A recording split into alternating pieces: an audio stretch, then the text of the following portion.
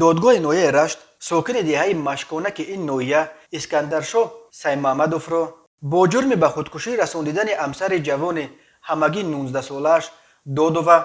به 5 سال و 6 ماه زندان با ادای جزا در کلونیاهای نظامش پرزور محکوم کرده است. داد و همگی 7 ماه و 7 روز بعد عروسیش و اتفاقا روز 14 فوریه در روز تجلیل عاشقان خود را به دار آویخته بود. مرکز مطبوعات دادستانی کل تاجیکستان روز 16 ایون با نشر تفصیلات این پرونده نوشت صحنه 14 فوریه سال 2021 تخمینا ساعت 8:30 به بیمارخانه مرکز ناحیه رشت جسد شهروند داد و سال تولدش 2002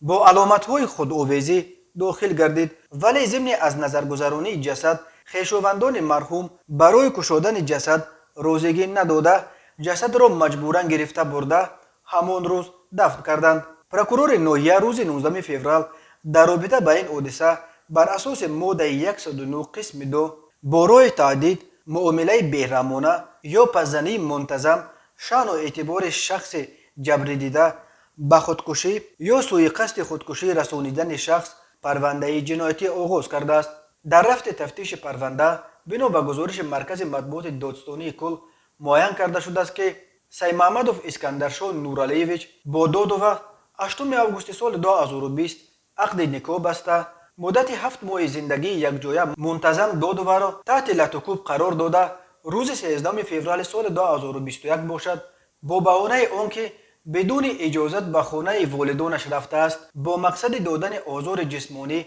به دست و پایها میان و قفس سینه داد و ضربه ها زده تحقیر کرده است.